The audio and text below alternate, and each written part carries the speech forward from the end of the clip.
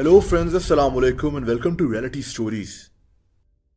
दोस्तों, 25 दिसंबर 2010 को अमेरिका की रियासत टेक्सास के इलाके लॉन्ग व्यू में एक औरत की लाश मिली थी। इस औरत का नाम लॉरी एरिका था।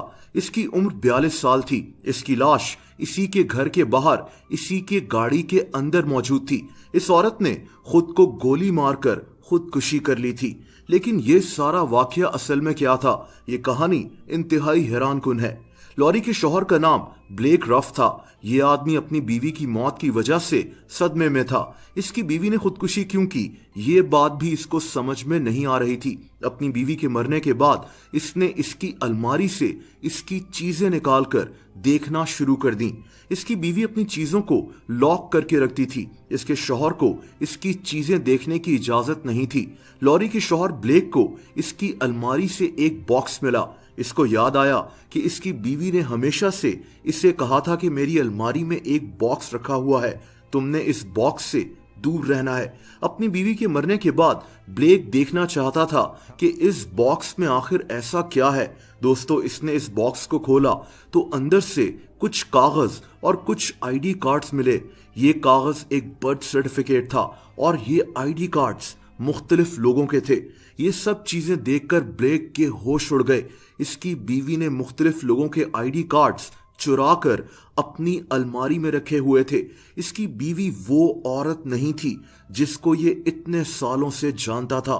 दोस्तों, ब्लेक ने लॉरी से 6 साल पहले यानी 2004 में शादी की थी। शादी के बाद कुछ अरसे तक तो सब कुछ ठीक रहा, लेकिन फिर इसकी बीवी का रवैया अजीब होने लगा। इसकी बीवी अक्सर अपने घर से गायब रहती थी।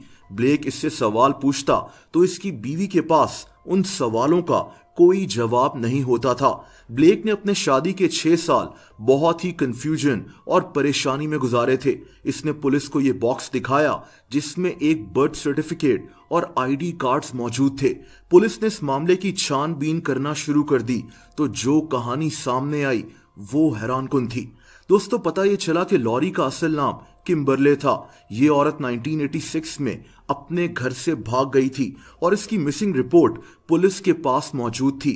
लॉरी यानी किम्बरले कैसे और कहां बड़ी हुई कोई नहीं जानता। इसने 1988 में किसी और लड़की का बर्थ सर्टिफिकेट चुरा कर अपना बना लिया था। यह बर्थ सर्टिफिकेट एक 2 साला लड़की का था जो आग में जलकर मारी गई थी।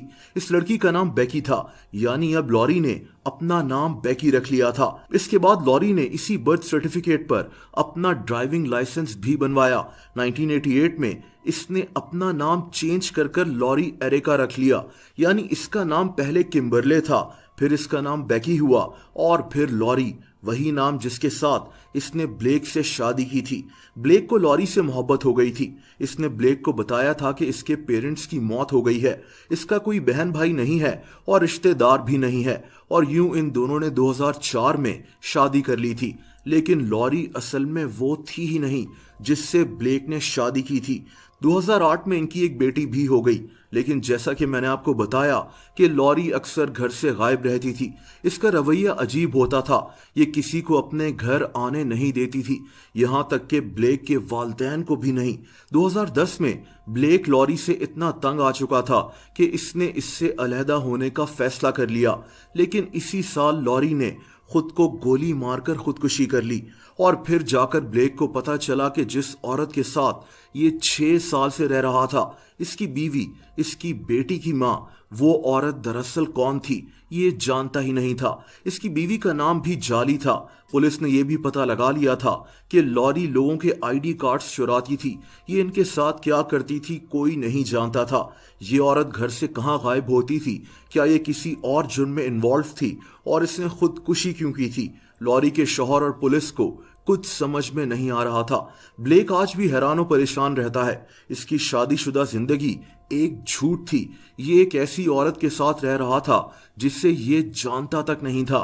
ये केस और लॉरी एरिका की ये कहानी काफी ज्यादा मशहूर हुई थी। हेलो फ्रेंड्स, अस्सलाम वालेकुम and welcome to reality stories.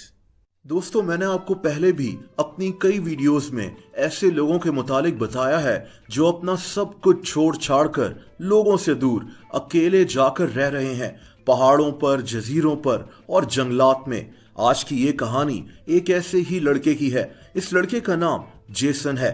Jason Hong Kong में एक जजीरे के ऊपर रहता है। इसको देखकर ऐसा लगता है जैसे कोई टार्जन खड़ा हुआ हो। हांगकांग में लोग इसको टार्जन कहकर ही बुलाते हैं। जेसन ने इस जजीरे पर लकड़ी की मदद से एक घर भी बनाया हुआ है, जहां आपको प्लास्टिक की बोतलें वगैरह भी नजर आएंगी।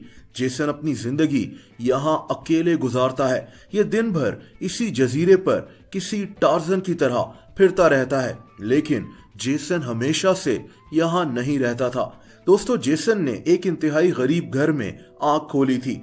जब ये पैदा हुआ था तो इसके पास सिर्फ इसकी माँ थी। इसके बाप की पहले ही डेथ हो चुकी थी। जेसन के पास खेलने के लिए खिलौने नहीं होते थे। इसके मुताबिक ये बचपन में लकड़ी की मदद से अपने खिलौने खुद ही बनाता था। दोस्तों, इसकी जिंदगी में एक मुश्किल मोड़ तब आया जब इसकी माँ भी चल बसी।